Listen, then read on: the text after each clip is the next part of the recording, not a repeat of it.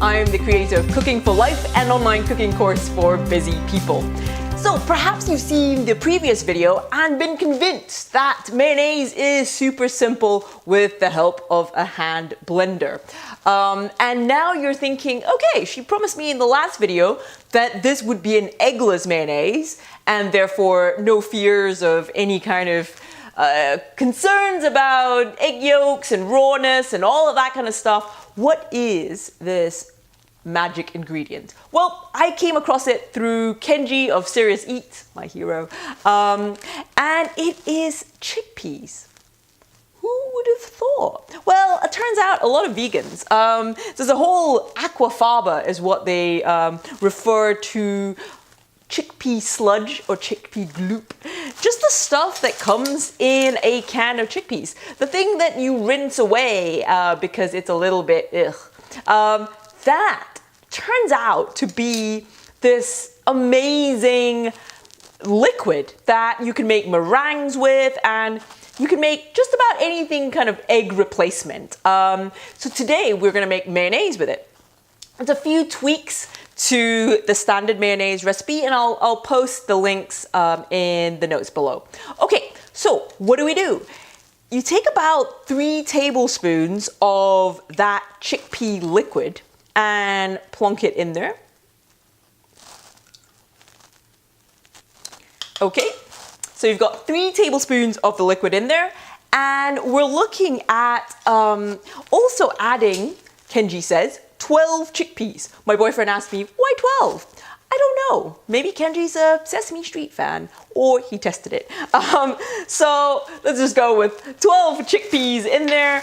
And the rest of the recipe is similar-ish. You put some lemon juice, a tablespoon's worth, and as I mentioned in the other one, that's about half a lemon's worth of juice. And this time we're gonna add 2 tablespoons of mustard.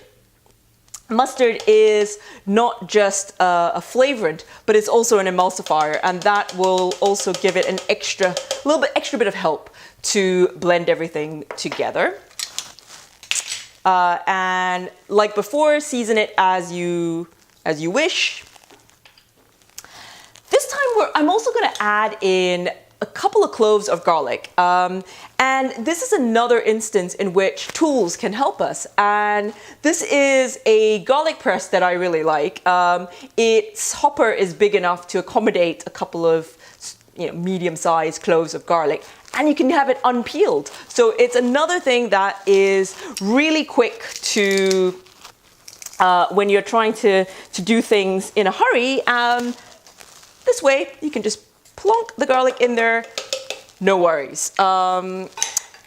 And there you have it. Now you add the oil, and this time it's a little bit less than before. It's 3/4 of a cup instead of a full cup.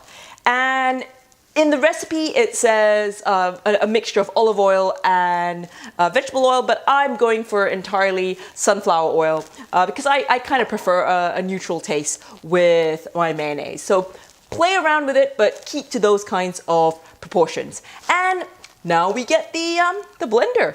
So as before, we put the blender all the way to the very bottom and fire it off.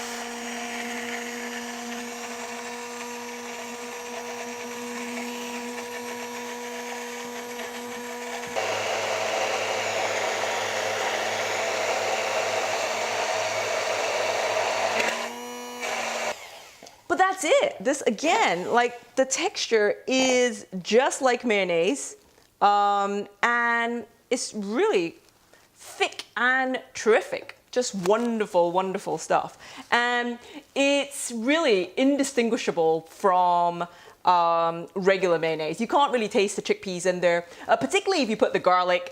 It tastes like garlic mayonnaise. And there you have it. That's eggless mayonnaise. So what are other benefits of having this? Of course, if you're vegan, it's very useful. But also, if you are leaving mayonnaise in the fridge, this lasts a bit longer than the one with egg.